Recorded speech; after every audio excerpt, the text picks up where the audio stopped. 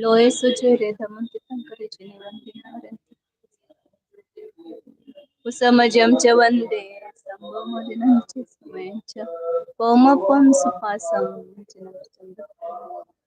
सुयं च पूपयन्तं सियलस्यं च वासुपूज्यं च विमलमनन्तं भयं दमं सन्तीं च वन्दामि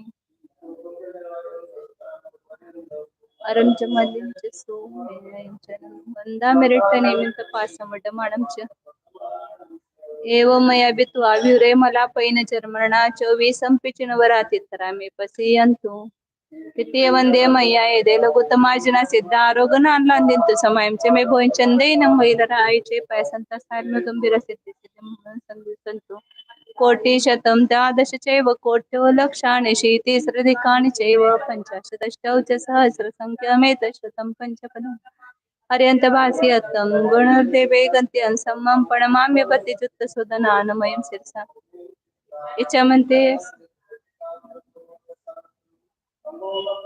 पावड्या प्रेम सुत्त पण माने पोगै चुलियाचे वसुत्त तैदून पूजे में वंदामि नमस्सामि दुःख को सुखैगम न समय मनन जीवन संपत्ति अथ पौर्वाणिक अपराणिक साधु पूर्वाचरण कर्मिण सकल कर्म शातम भावपुर्यवंदन समय समितम श्री आचार्य भक्ति कायसर्गम कुरुम्य नमोरंताणं नव सिद्धानं वैराणं नमो जैनं नमो लय सवसावनं चत्तारे मंगलम रेंता मंगलम सिद्धा मंगलम साव मंगलम केली पण चत्तारवत्मा रेंतालोत्मा सिद्धालोत्मा सावलवत्मा केवली पणत दमलोत्मा चत्तार शरणं पोचामि अरंते शरणं पोचामि सिद्धे शरणं पोचामि साव शरणं पोचामि अध्यायच्या दिवस समुदे सुपन्नरस्कम मुईसुजावरंतानं भयवंतानं आर्यरनं चित्तरांजनं जिनोत्तवानं केवल्यानं सिद्धानं बुद्धानं परिणोदानं अंतरं परडं धमरं धमदेशानं धमनायकं धमुर चौरग चिकोटीनं देवाई देवानं नागानं रसनां चरितानं सदा करेमी वंते सामायं सव सावज जोगम पच्चखामी जाव जीवन तिवेन मनसा विसा खायन न करेमी अन्नम करंतम पि समंतसवंत्या इचारम पडिखमामि निंदामि करामि अपाणं जावरंतानं भयवंतानं पज्वासं करेमि तावकालं पावकमुंदुच्चर्यं वत्सरामि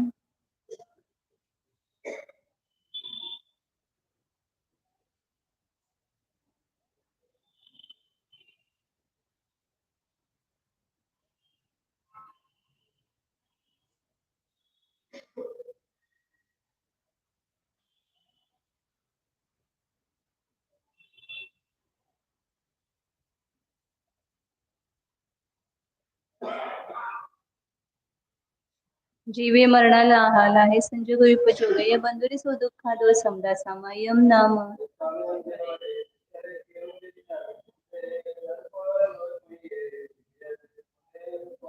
लोये सुजय दमन तीर्थंकरेची वंदे अरंते किती से 24 चेव केवली नो सुपासं जिनं च चन्दपं स्वीयं च पूपयन्तं सियलस्यं च वासुपूज्यं च विमलमनन्तं भयं धमं सन्तीं च वन्दामि वन्दामि रट्टनेमिं एवं मया बित्वा विरे मला पैन चर्मणा 24 पिचिन वरातितरामे पसियन्तु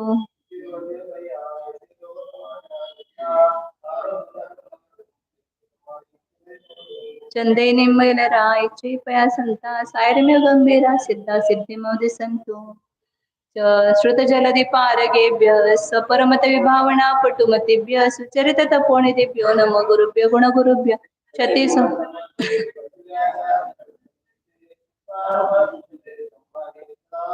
गुरुभक्ति संजमेन तरन्ति संसार सायरं घोरं छिन्नन्ति अट्टकं मम जमन मरणं न पाविन्ति मंत्र होम निरता ध्यानाग्निहोत्राकुला षट्कर्माभिरता सपोदन दना साधु शील प्रावरण गुण प्रहरणा चंद्रार्कते चोदिका मोक्षद्वारक वाट पाटन भटा प्रीणन्तु मां गुरुवपांतो नित्यं ज्ञानदर्शनायिका चारित्रार्णव गंभीरा मोक्ष मार्गोपदेशका यच्चामन्ते ऐरिवती कौसुभुत सलोच्यं समनान समदंसन समचरत चुत्तानं आचरणम आयर्याण आयारादि सुदनम समुच्चानं सुपारण सवसावनं सयंचकन मंचिन कुचिन मरण कोकोइला सुबे गमनान समायवरण चिरुण संपत्ति हो मज्जा नमस्कार जीवम जीवम दवम जिनवर वसहेन जेन नितीर्थं देविंद विंद वंदम वंदे तं सौवदा शिरसा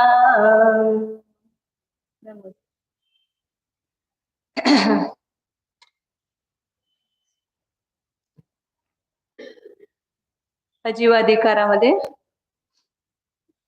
5 अजीव द्रव्यांचं 5 अजीव द्रव्यों का वर्णन कर रहे हैं। उसमें अपने कल पुद्गल द्रव्य का स्वरूप देखा था। पुद्गल द्रव्य का स्वरूप और पुद्गल द्रव्य की व्यंजन पर्यायों को बताया था। कौन कौन से बताए पुद्गल द्रव्य की पर्याय? पहले पुद्गल द्रव्य किसको कहते हैं? पुद्गल द्रव्य कशाला म्हणायचं प्राजक्त?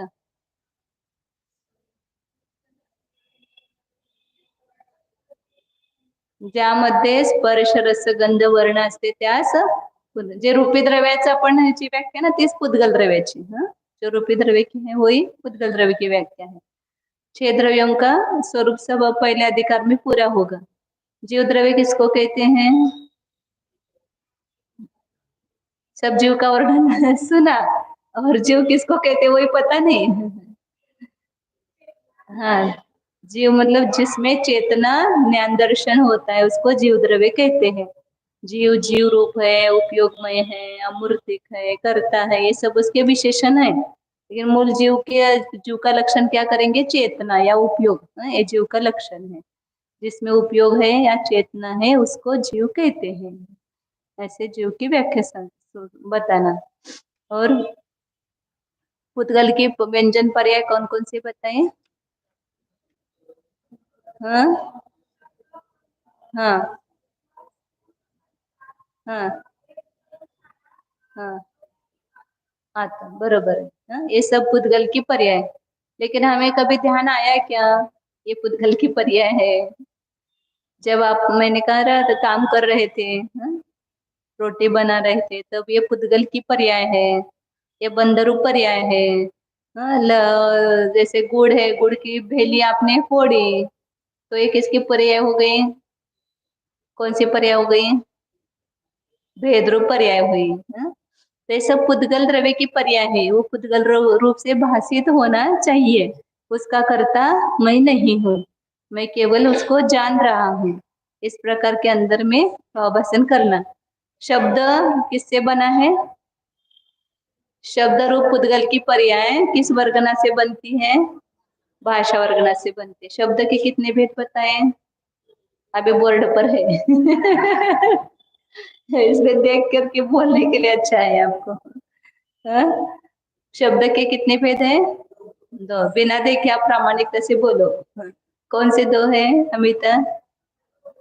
भाषात्मक और अभाषात्मक। भाषात्मक के कितने भेद हैं? कौन से? अक्षरात्मक और अनक्षरात्मक। और अभाषात्मक अभाषात्मक जो शब्द है उसके कितने हैं? 2 भेद बताएं, प्रायोगिक और वैश्लेषिक। प्रायोगिक के कितने भेद बताएं? 4। हाँ गुस्सा। हाँ, तत वितत घन आणि सुशीर। प्रायोगिक किसको कहते हैं? पुरुष के प्रयोग से जो उत्पन्न होता है वह पुरुष के प्रयोग के निमित्त से जो उत्पन्न होता है शब्द वह प्रायोगिक है। और पुरुष के प्रयत्न के बिना अपने आप होता है वह वैश्लेषिक है। शब्द बंध, बंध मतलब क्या है? अनेक परमाणुओं का जुड़ना, वह बंध। शब्द बंध स्थूल और सूक्ष्म, छोटा और बड़ा ऐसा लेना। उसमें भेद, भेद में क्या लेना? एक के 2 टुकड़े होना या छोटे टुकड़े होना। जैसे छोटे छोटे पत्थर हैं, बड़े पत्थर के छोटे छोटे पत्थर के टुकड़े करते हैं। या आटा है, या बड़ा जो भी रवा निकालते हैं। इस प्रकार अनेक प्रकार के भेद के प्रकार है। भेद तम, तम मतलब क्या बताया था? अंधकार। छाया, छाया मतलब या तो दर्पण में दिखती है वो छाया, या ये प्रकाश में, जो शरीर आदि की छाया पड़ती है वो छाया। ये दोनों भी छाया में आएंगे। आतप मतलब, उद्योत मतलब क्या बताया था? हाँ, चंद्र का प्रकाश मतलब ठंडा प्रकाश जिसका होता है। और आतप मतलब सूर्य का प्रकाश, कि जिसका किरणें उसकी गर्म होती है।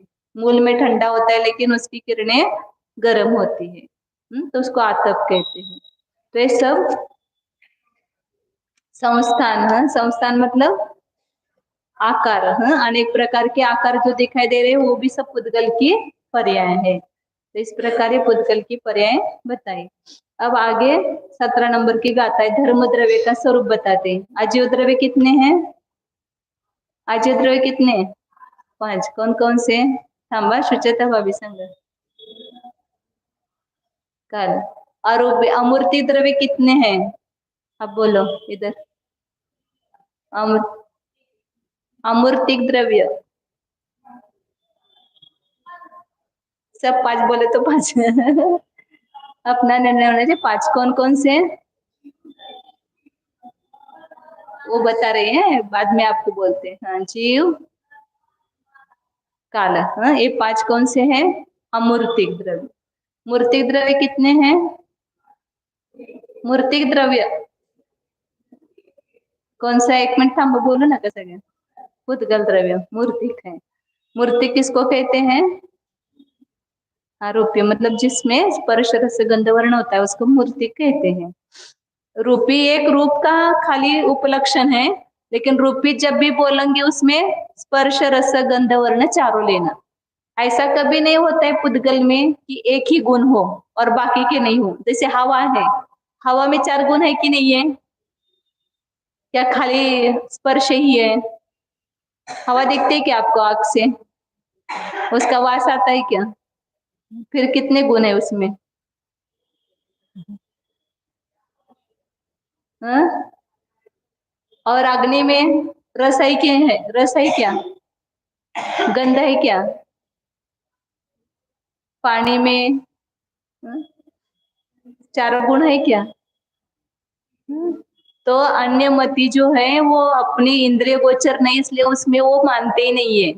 वायु जो है उसमें केवल स्पर्श गुण ही मानते हैं। अग्नि में 3 ही गुण 2 ही गुण मानते हैं। पानी में 3 गुण मानते हैं और पृथ्वी में 4 गुण मानते हैं। लेकिन ये ऐसा नहीं है। कोई भी परमाणु हो, वायु रूप हो, जल रूप हो, पृथ्वी रूप हो, वनस्पति रूप हो, कोई भी परमाणु हो, शब्द रूप भी परमाणु जो है उनमें भी चारों प्रकार के गुण रहते हैं। क्योंकि पुद्गल की व्याख्या ही एक ये है कि जिसमें स्पर्श रस गंध वर्ण होते हैं उसको पुद्गल कहते हैं। तो वायु के जो कण है उसमें स्पर्श व्यक्त है, बाकी के 3 अव्यक्त रूप से रहते हैं। वो अपने को दिखाई, आंखों से दिखाई नहीं देते हैं, लेकिन जहां एक है वहां अन्य भी पाए जाते हैं। अब जैसे गैस है वो भी एक प्रकार की वायु है ना। उसका तर्क दिया है कि जो आप अन्न खाते हो, तो अन्न में चारों है कि नहीं है? स्पर्श भी है, रस भी है, उसमें गंध भी है, और कौन सा रह गया? वर्ण। चारों पाए जाते हैं। और वो आप अन्न खाते हो, अनाज, फिर उसी उसी का क्या बनता है? गैस बनता है ना, वायु बन गई। तो जो हमने खाया उसमें चारों गुण है, तो उससे उत्पन्न हुआ जो कार्य है उसमें भी क्या होंगे? चारों गुण नियम से पाए जाते हैं। वो खाते उसी से अपनी जठराग्नि भी बनती है, तो अग्नि में भी चारों गुण होंगे। भले उसमें व्यक्त रूप से आपको रस दिखाई नहीं दे रहा है, लेकिन उसमें भी टेस्ट होती है, रस होता है। पानी में अपने को गंध वर्ण नहीं, ऐसा बोलते ना वो अन्य लोग, लेकिन पानी में भी वर्ण होता है। स्पर्श रस गंध वर्ण चारों गुण होते हैं। वर्ण, रस, गंध, स्पर्श। पानी में वही नहीं मानते शायद। गंध गंध गंध नहीं मानते शायद। नहीं नहीं, वो नहीं मानते, अन्य लोग। हाँ, पृथ्वी में चारों है, पानी में तीन है, अग्नि में दो है और वायु में एक है, ऐसा मानते गुण। लेकिन सभी में चारों गुण पाए जाते हैं। ये जो भाषा वर्गना शब्द रूप हुई, इसमें भी चारों गुण है, स्पर्श रस गंध वर्ण। शब्द गुण नहीं है पुद्गल का, स्पर्श शब्द ये पुद्गल की पर्याय है, तो इसमें भी चारों गुण होते हैं। शब्द को स्पर्श है कि नहीं है, जैसे अपन बोलते हैं तो उसमें से गर्म हवा निकलती है, ठंडी हवा निकलती है, कोई मृदु शब्द है, कोई कठोर है। और उसमें वर्ण भी पाया जाता है शब्द में, वो अपने आंखों से देख नहीं दिखता है, इसलिए अपने को लगता है कि उसमें नहीं है। लेकिन जैसे एक केंद्र जीव है, वहां फूलों का बगीचा है, वहां पर आप मधुर संगीत गाओ, अब उनको कोई कान है क्या, एक केंद्र जीव को? लेकिन वे प्रफुल्लित होते हैं। कैसे प्रफुल्लित हुए? शब्द का स्पर्श हुआ उनको। ये जो शब्द निकलते हैं वो मृदु है, और उसमें मधुरता है, तो उसका स्पर्श होते उनको आनंद होता है स्पर्श को जानने से, इसलिए वे प्रफुल्लित होते हैं। तो इसलिए उस शब्द में भी स्पर्श है, ये सिद्ध होता है। ऐसे चारों गुण उसमें पाए जाते हैं। जो जो पुद्गल की पर्याय है उसमें चारों गुण नियम से पाए जाते हैं। ये उसका सिद्धांत याद रखना। जो जो पुद्गल है उसमें चारों गुण नियम से, कोई व्यक्त है कोई अव्यक्त होगा, लेकिन चारों गुण नियम से पाए जाएंगे। अब आगे धर्म द्रव्य की व्याख्या करते हैं। गई परिणयान धम्मो पुद्गल जीवाण गमन सहयारी।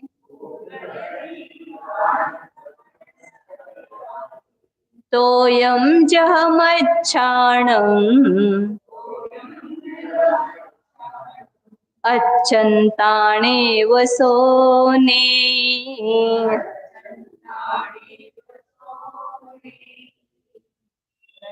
परिणयान धम्मो पुद्गल जीवाण गमन सहयारी।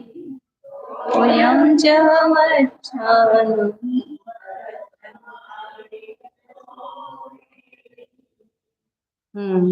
धर्म द्रव्य की पहले व्याख्या करते हैं कि गई परिणयान पुद्गल जीवाण गमन सहयारी धम्मो। गाता म्हणायचे राहिले, म्हणा केतकी म्हणा.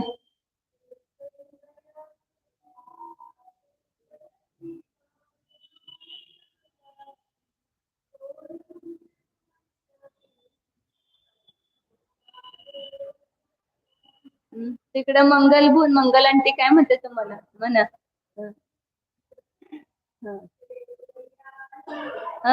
परत परत शुद्ध नयान.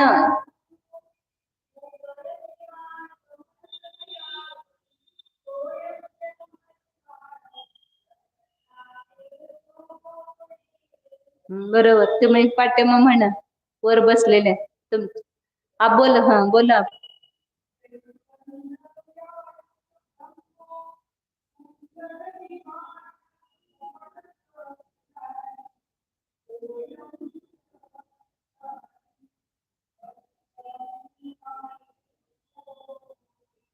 बराबर है।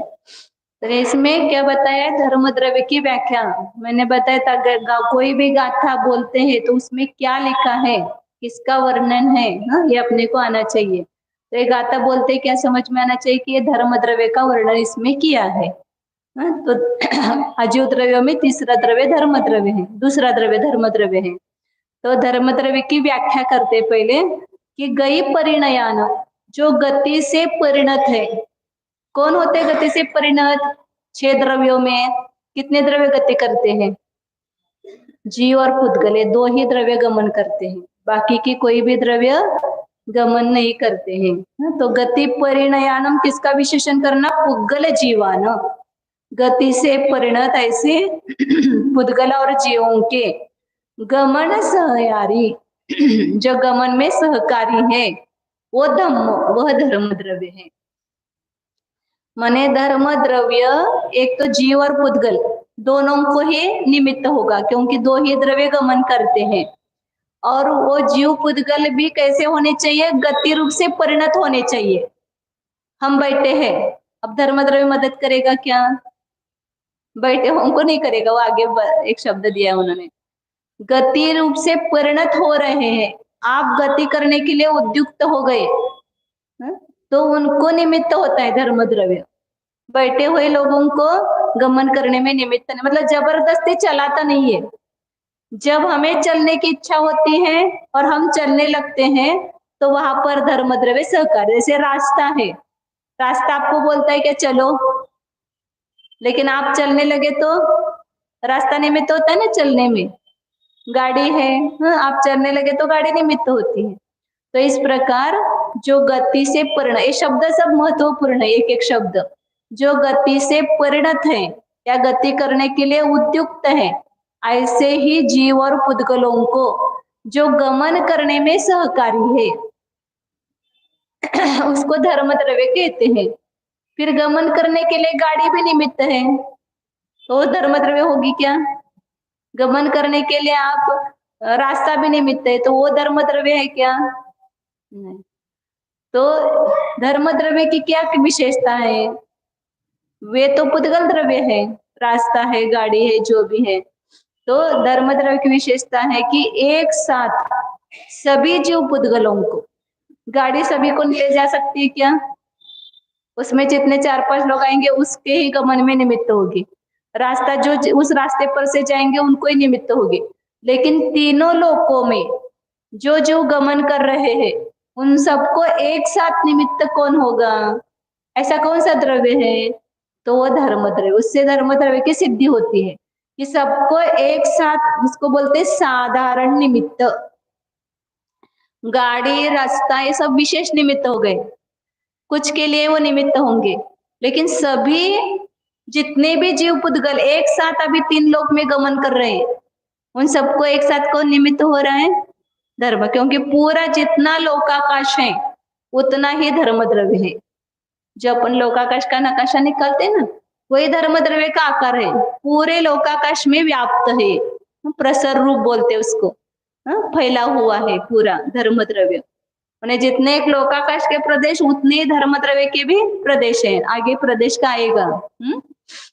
तो क्या लिखना उस व्याख्या में? मराठी सांग।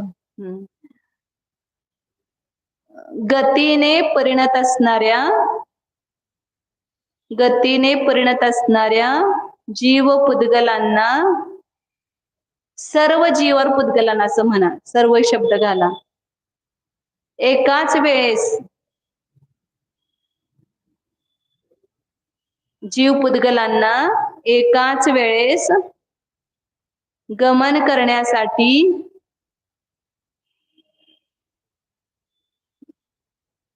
जे द्रव्य साधारण निमित्त आहे,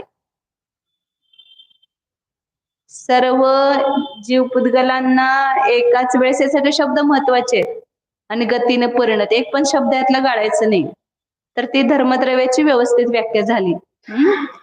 गतीने परिणत सर्व जीव पुद्गलांना एकाच वेळेस गमन करण्यासाठी जे साधारण निमित्त आहे त्यास धर्मद्रव्य म्हणतात।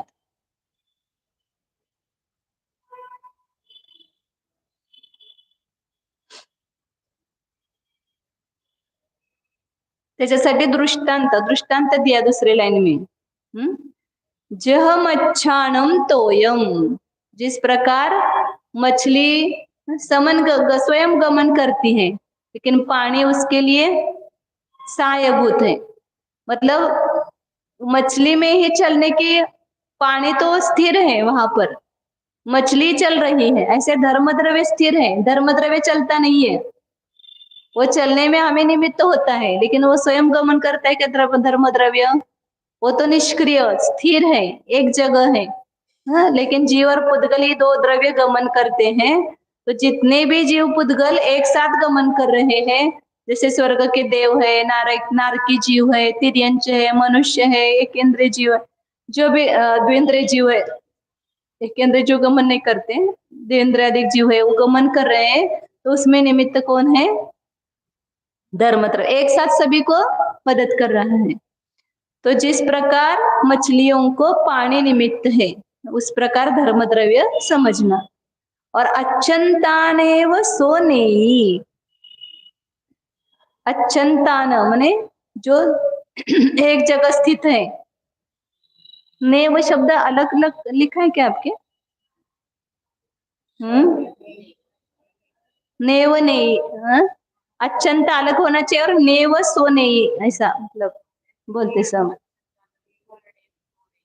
हाँ अलग है। हाँ इसमें सब जोड़ के लिखा है तो घोटाला होता है ना। अच्छंता मतलब जो चल नहीं रहे, स्थिर है, उनको नेव मतलब नहीं, सो मतलब वह धर्म द्रव्य नहीं। धर्म द्रव्य आपको इच्छा नहीं है जाने की तो जबरदस्ती चलो उठो, मैं आपको ले जाता हूँ, ऐसा कहता है क्या धर्म द्रव्य? नहीं। आप चल रहे तो फिर उसको सामान्य निमित्त, जैसे आप जा रहे तो रास्ता निमित्त, ऐसे बैठे हुए जीव पुद्गलों को या स्थिर ऐसे जीव पुद्गलों को धर्म द्रव्य ले जाने में निमित्त नहीं है, इसलिए उसको उदासीन निमित्त कहते हैं। धर्म द्रव्य को कैसा निमित्त कहते हैं? उदासीन निमित्त है, प्रसर रूप निमित्त है, साधारण निमित्त है, सब शास्त्र में ये शब्द आते हैं। प्रसर निमित्त मतलब है जैसे रास्ता है फैला हुआ तो उस पर से गाड़ियां जा रही आ रही है, ऐसे धर्मद्रव्य पूरे लोकाकाश में है तो सबके जाने आने में निमित्त हो रहा है। जैसे अपन हाथ भी यहाँ से यहाँ लेके आए ना, ये भी गमन हुआ ना, ये इसमें भी निमित्त कौन है? धर्म द्रव्य है। बैठे हैं हम फिर भी हाथ हिल रहा है तो उसमें भी निमित्त धर्म द्रव्य है। जैसे अपने आत्म प्रदेश भी चलायमान है ना, 8 मध्य प्रदेश छोड़ करके आत्मा के प्रदेश सब घूमते हैं फिरते हैं, तो उसमें भी निमित्त कौन हो रहा है? धर्म द्रव्य हो रहा है। ऐसा लगता है कि हम बैठे हैं लेकिन यहाँ पर भी गमन चल रहा है आत्मा के प्रदेशों का। तो ये समझ में आया धर्म द्रव्य का स्वरूप। गति से परिणत सब जीव और पुद्गलों को एक साथ जो गमन करने में साधारण निमित्त है उसको धर्म द्रव्य कहते हैं। मतलब निमित्त है, वो जबरदस्ती नहीं ले जाता है किसी को, जबरदस्ती नहीं करता है। जैसे गाड़ी खड़ी है आपके दरवाजे के सामने, आपको जबरदस्ती करती है क्या चलो बैठो मैं ले जाता हूँ आपको? वो तो जड़ रूप निमित्त है ना, वो कुछ अपने को जबरदस्ती ले नहीं जाते हैं। इसी प्रकार अब अधर्म द्रव्य का स्वरूप बताते हैं। 18 नंबर की गाथा है। ठाण चुदान अधम्म पुग्गल जीवाण ठाण सहयारी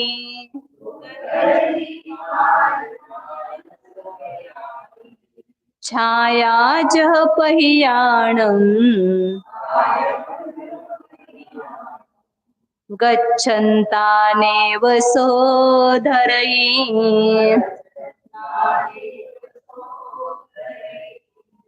ठाण चुदान अधम्मो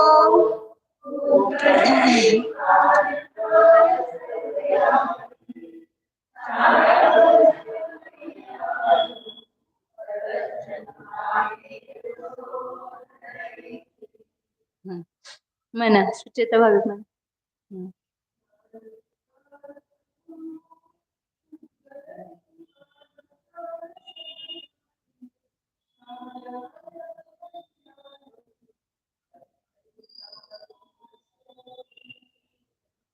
तुम्ही म्हणा जवळ तुमच्या।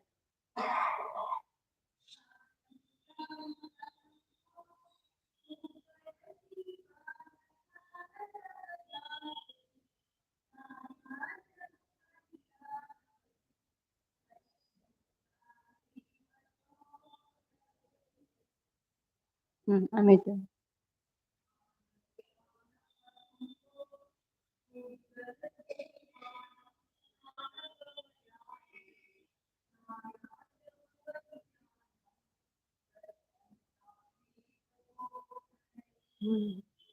गाथेचा अर्थ लावताना सुद्धा लक्ष द्यायचं. गाथेवरून आपल्याला अर्थ लावता यायला पाहिजे. गाथा म्हणता म्हणता आपल्याला अर्थ कळायला पाहिजे. ते म्हणताना आपल्याला आनंद येतोय मग अर्थ कळाला तर.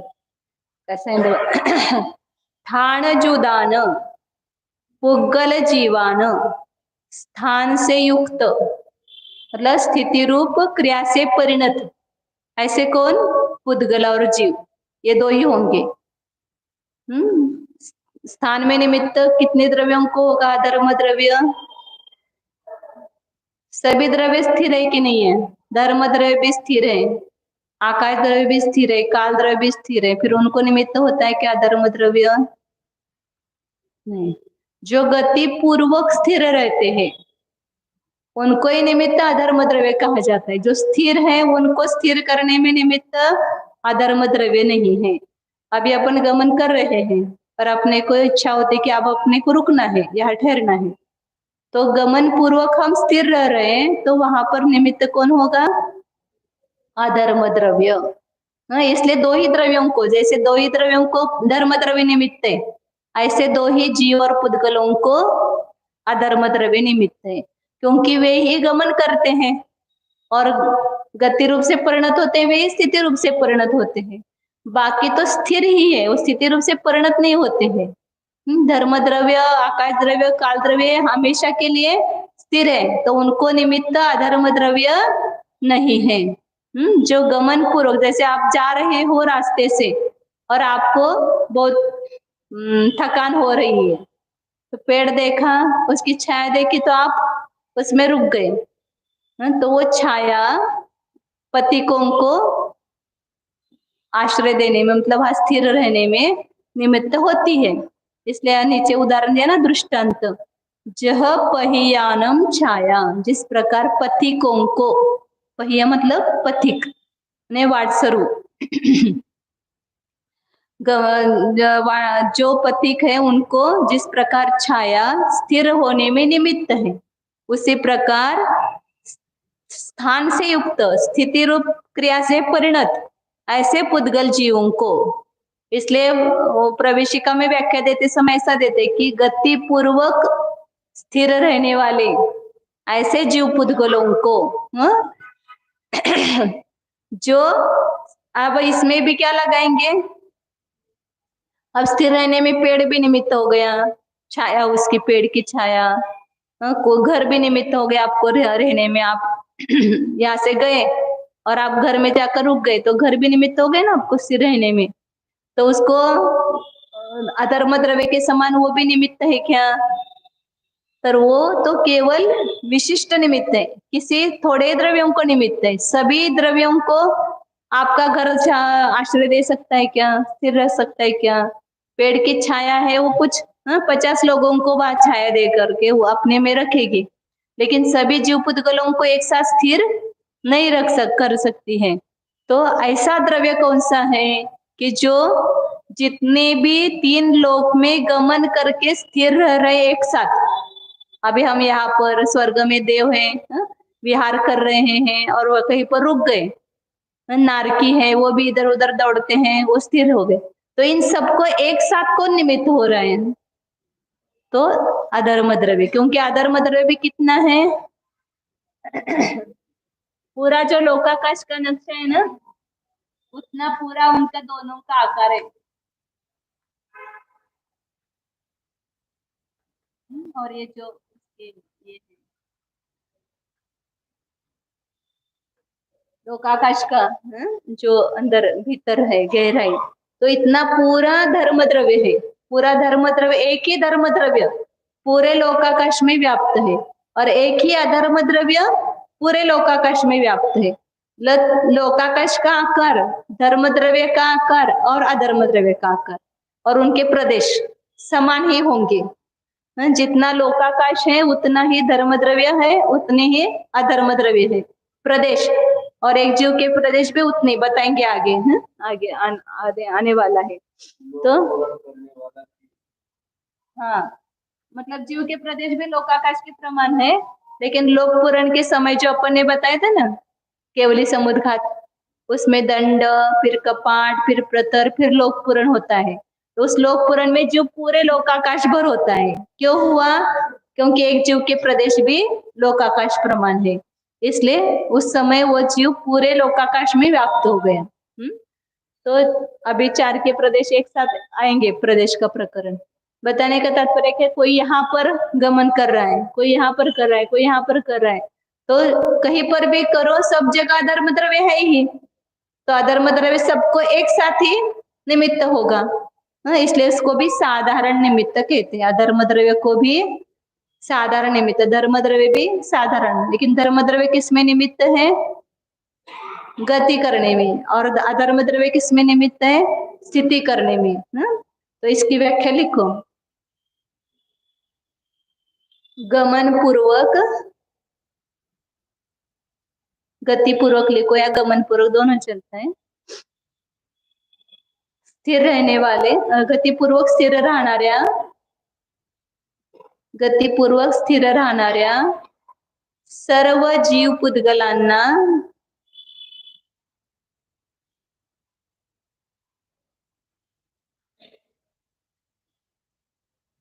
एकाच वेळेस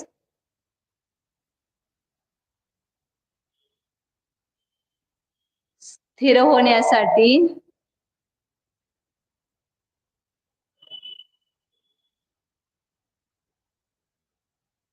जे साधारण निमित्त आहे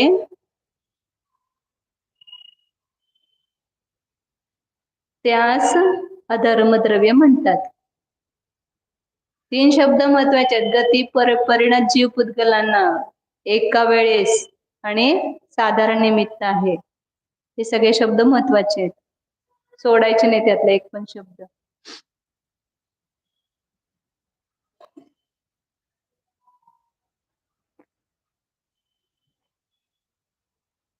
त्याला दृष्टांत काय दिला? ज्याप्रमाणे वाटसरूला छाया निमित्त आहे, हे दृष्टांत आहे त्याचा।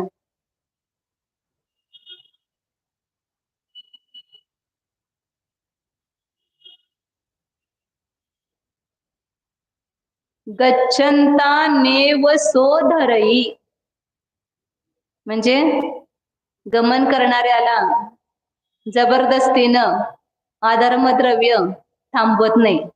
थांबा थांबा तुम्ही बसा इथं, ऐसा अधर्मद्रव्य नहीं कहते। आपको पेड़ की छाया भी कहते हैं क्या? तुम बैठ जाओ मेरी छाया में, जबरदस्ती रोकाती है क्या वह?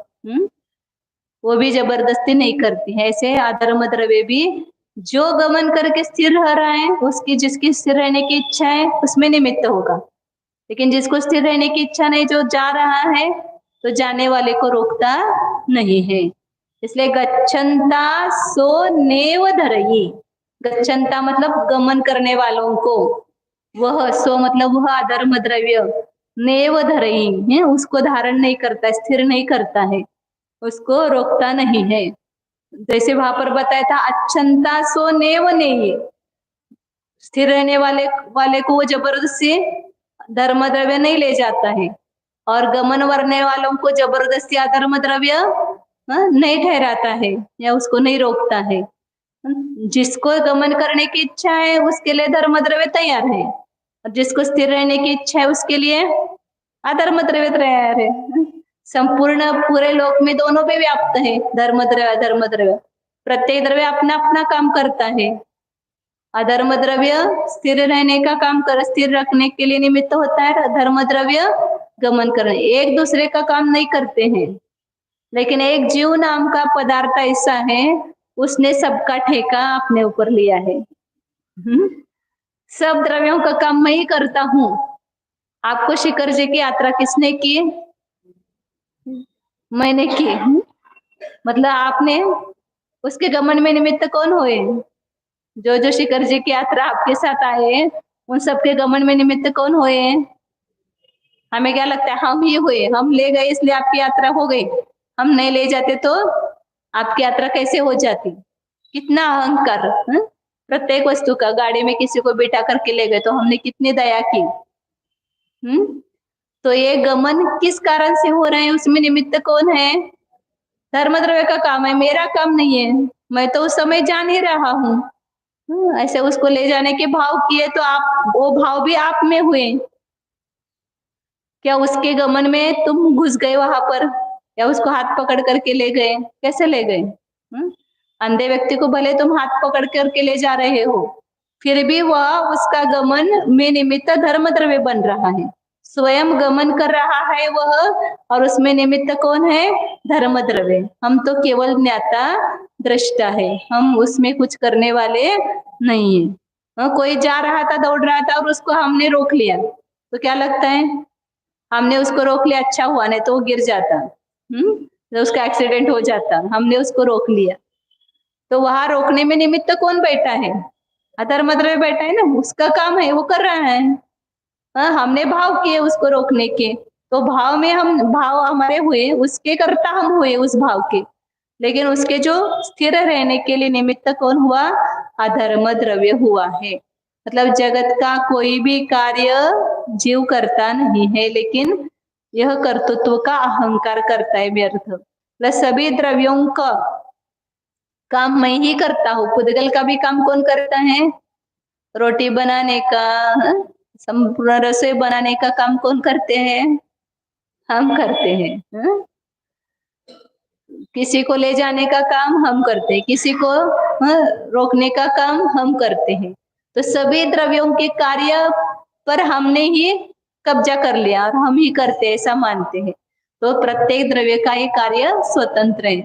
गमन करने में निमित्त धर्म द्रव्य है, स्थिर होने में निमित्त अधर्म द्रव्य। हम न गमन करने में निमित्त है, न स्थिर होने में निमित्त। हाँ, विशेष आपकी जो इच्छा आपने व्यक्त की, तो उसमें एक निमित्त बन गए। निमित्त अनेक होते एक साथ, लेकिन साधारण निमित्त कौन होगा? धर्म द्रव्य ही और अधर्म द्रव्य ही। हम उसमें विशेष निमित्त हो गए, लेकिन वो विशेष निमित्त से काम होगा ही, ये कोई नियम वहां पर नहीं है।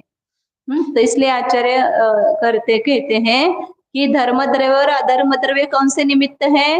उदासीन निमित्त। मतलब जबरदस्ती किसी को ले नहीं जाते, किसी को रोकते नहीं है। यदि वे प्रेरक निमित्त होते तो क्या होता? बोलो आप। यदि धर्म द्रव्य और अधर्म द्रव्य प्रेरक निमित्त होते, मतलब हमको जबरदस्ती ले जाते, और अधर्म द्रव्य जबरदस्ती रोकता, तो क्या होता? दोनों में झगड़ा होता ना। वो बोलता है मैं ले जाऊंगा, और अधर्म द्रव्य बोलेगा मैं नहीं जाने दूंगा, मैं स्थिर रखूंगा। और हम जब गमन करते हैं वहां पर स्थिर रहते, वहीं पर अधर्म द्रव्य निमित्त है। तो आप अभी रेलवे में जा रहे हो, कौन निमित्त है? रेलवे में आप स्थिर बैठे हो और गमन हो रहा है, कौन निमित्त है उसमें? हाँ, धर्म द्रव्य। गमन हो रहा है, भले अपन एक जगह बैठे, लेकिन यहाँ से वहां गए ना, गमन हो रहा है, तो उसमें कौन निमित्त हो रहा है? धर्म द्रव्य निमित्त हो रहा है। तो फिर गाड़ी रुक गई, हम भी रुक गए, तो वहां निमित्त कौन हो गया? अधर्म द्रव्य निमित्त हो गया। तो ये सब संसार अवस्था में, वहां तो सिद्ध तो एक जगह, जब पहली बार सिद्ध यहाँ से मध्य लोक से वहां गए सिद्ध लोक में, तब पहली बार जो निमित्त है कौन हुआ? यहाँ से वहां गमन करने में धर्म द्रव्य निमित्त हुआ, और वहां सिद्धालय में स्थिर हो गए, तो वहां पर निमित्त कौन हो गया? अधर्म द्रव्य। अब उसके बाद उनको कोई निमित्त की आवश्यकता ही नहीं है, क्योंकि वो गमन करते नहीं है, स्थिर रहते नहीं है। लेकिन लास्ट जब सिद्धालय में गए, तब धर्म द्रव्य वहां पर निमित्त बना, और अधर्म द्रव्य स्थिर होने में निमित्त बना। अब एक बार स्थिर होने पर बार बार अधर्म द्रव्य निमित्त की जरूरत नहीं है। जब गमन करके पुनः स्थिर होंगे, तो वहीं पर अधर्म द्रव्य का निमित्त होता है। तो इस प्रकार धर्म द्रव्य और अधर्म द्रव्य ये दोनों समझ में है ना? कौन से निमित्त है? उदासीन निमित्त है। और कैसे निमित्त है? साधारण निमित्त है। साधारण निमित्त मतलब सभी को एक साथ सहाय करते हैं, इसलिए साधारण निमित्त कहते हैं उसको। साधारण और विशेष करता है, जैसे अभी सभी सभी अपने में कौन सा गुण साधारण है? मनुष्यपना, ये सभी में है ना, तो उसको साधारण कहते हैं। तो सभी में निमित्त है, इसलिए उसको साधारण कहते हैं। और निमित्त दो प्रकार के होते हैं, एक उदासीन और एक प्रेरक। प्रेरक उसको कहते हैं कि पुरुष के प्रयत्न से जो होता है, उसको प्रेरक निमित्त बोलते हैं। जैसे हमने गाड़ी चलाई, तो उस गाड़ी चलाने में हम कौन बने? प्रेरक निमित्त बने। लेकिन जो उदासीन निमित्त मतलब पुरुष के प्रयत्न के बिना ही है, इसलिए उसको उदासीन निमित्त कहते हैं। धर्म द्रव्य, अधर्म द्रव्य सब उदासीन निमित्त है, मतलब वो जबरदस्ती किसी को चलाते नहीं है और किसी को रोकते नहीं है, इसलिए उसको उदासीन निमित्त कहते हैं।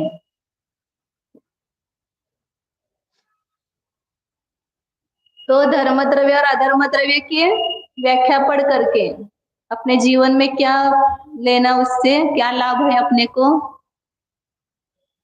तो धर्म द्रव्य एक स्वतंत्र द्रव्य है, अधर्म द्रव्य भी एक स्वतंत्र द्रव्य है।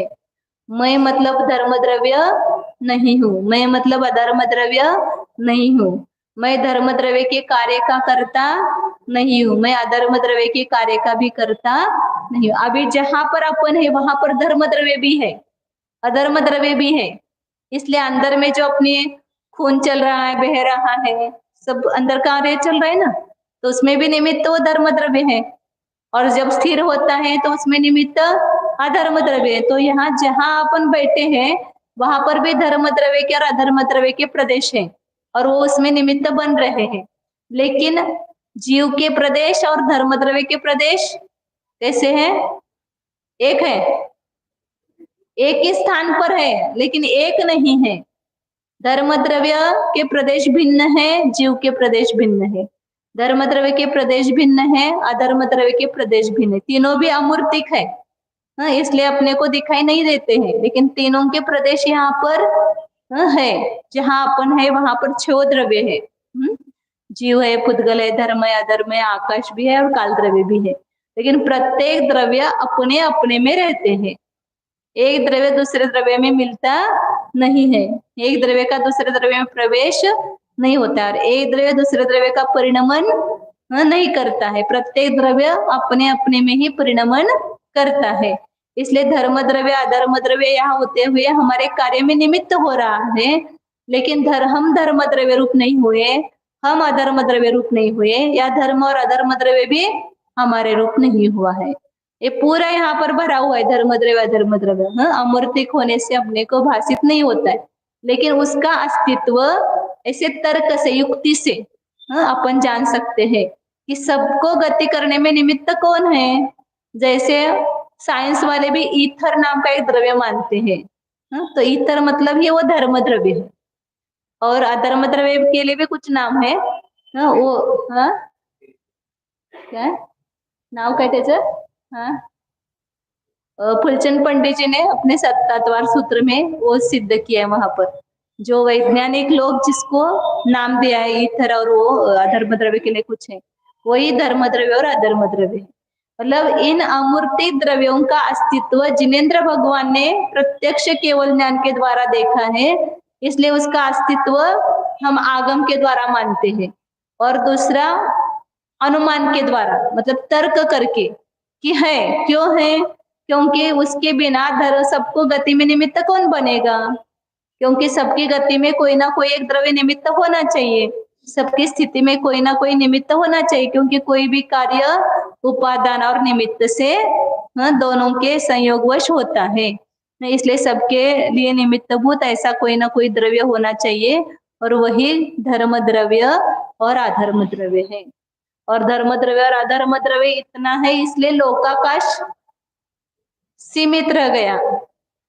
यदि समझो धर्म द्रव्य और अधर्म द्रव्य नहीं होते तो लोकाकाश का मर्यादा नहीं रहती। ये लोकाकाश की मर्यादा क्यों है कि इतनी मर्यादा कभी भी नहीं छोड़ी है। अब जीव पुद्गल में तो गमन करने की शक्ति है, और यदि धर्म द्रव्य अधर्म द्रव्य नहीं होते तो क्या होता? आगे भी जाते हैं ना जीव पुद्गल, फिर लोकाकाश की सीमा बढ़ते जाती। लोकाकाश हर दिन हर समय बड़ा बड़ा बड़ा होता जाता, तो लोक का कोई भी सीमा मर्यादा नहीं रहती। लोक की सीमा है, इसका अर्थ धर्म द्रव्य और अधर्म द्रव्य है। क्योंकि यहाँ पर जीव गया ऊपर, ऊर्ध्वगमन करना उसका स्वभाव है, तो लोकाकाश वहां तक हो गए ना, और कोई जो उसके ऊपर गया तो उतने गया।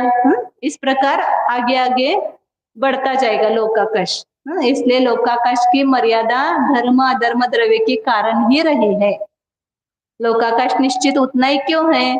क्योंकि धर्म और अधर्म द्रव्य है वो उसको जीव और पुद्गल को बाहर जाने नहीं देते हैं। मतलब गमन नहीं है तो वहां जीव पुद्गल गमन नहीं करते हैं लोकाकाश के बाहर। इसलिए धर्म द्रव्य और अधर्म द्रव्य को जानने से ये लाभ है। धर्म द्रव्य को हमने जाना तो उसमें उसको अपने से भिन्न एक स्वतंत्र द्रव्य जाना, और धर्म द्रव्य गमन में निमित्त है, मैं गमन में निमित्त नहीं हूँ। अधर्म द्रव्य स्थिति में निमित्त है, मैं किसी के रोकने में निमित्त नहीं हूँ।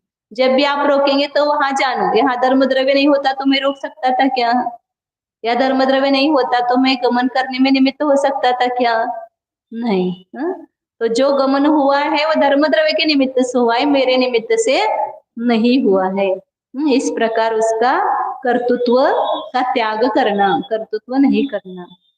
तो ये दो द्रव्य का देखा। अभी आगे आकाश द्रव्य का लक्षण बताएंगे दो गाथाओं के द्वारा, उसको कर लेते हैं अपन, टाइम हो गया। दो गाथा में आकाश द्रव्य, दो गाथा में काल द्रव्य बताएंगे। फिर ये 6 द्रव्यों का वर्णन हो जाएगा। फिर 5 अस्तिकाएं कौन कौन से है उसका वर्णन करेंगे। बराबर अपना 5 दिन में पूरा हो जाएगा पोर्शन।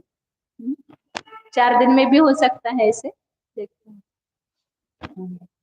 पहला अधिकार।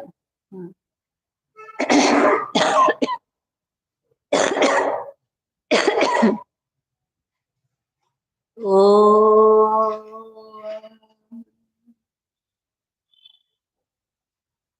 जानिए यह मैं शुद्ध चैतन्यमय जीव ही हूँ। यह मैं एक स्वतंत्र द्रव्य हूँ। मैं पुद्गल द्रव्य रूप नहीं हूँ। स्पर्श रस गंध वर्ण वाला पुद्गल द्रव्य मेरे चैतन्य स्वरूप से भिन्न है, अन्य द्रव्य है।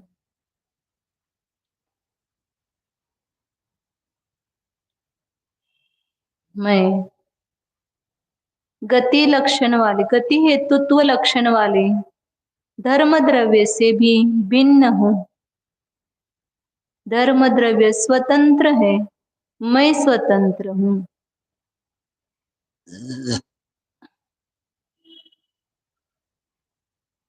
स्थिति लक्षण वाला, स्थिति हेतुत्व लक्षण वाला अधर्म द्रव्य स्वतंत्र है, भिन्न है। मैं एक स्वतंत्र भिन्न द्रव्य हूँ। भाव भाषण कीजिए।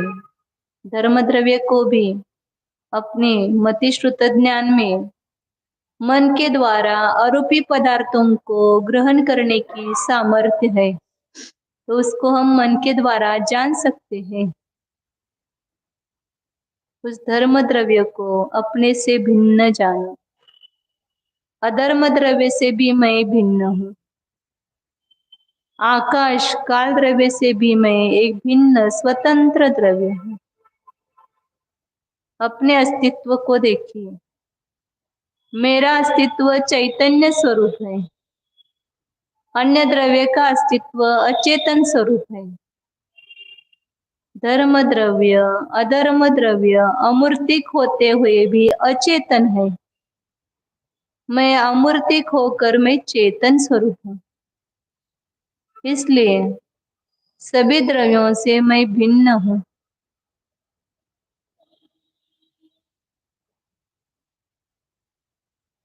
नत्ति मम धम्मादि बुच्चद्योग एव अहमेको। धर्म आदि द्रव्य मेरे कुछ भी नहीं लगते हैं, उनका मेरे साथ कोई संबंध नहीं है। मैं एक उपयोग स्वरूप ही हूँ। धर्म द्रव्य में उपयोग स्वभाव नहीं है, मैं उपयोग स्वरूप हूँ। मैं धर्म द्रव्य को जान रहा हूँ, अधर्म द्रव्य को भी जान रहा हूँ, लेकिन मैं धर्म और अधर्म द्रव्य रूप नहीं हूँ।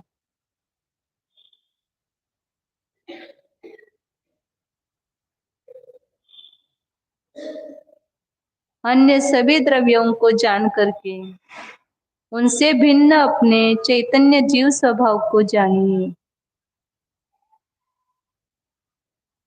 पर द्रव्य से भेद विज्ञान करने के लिए ही तो ये सब जानकारी ले रहे हैं, तो जानो।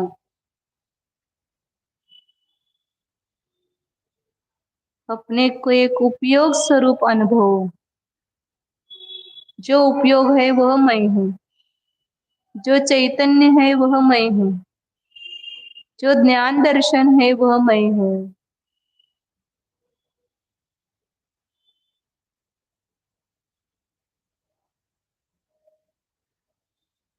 शुद्ध चैतन्य सत्ता स्वरूपो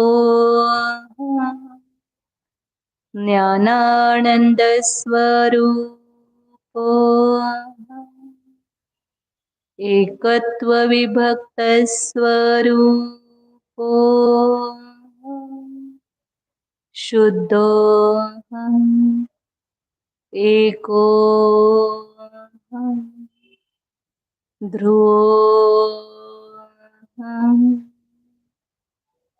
ओ।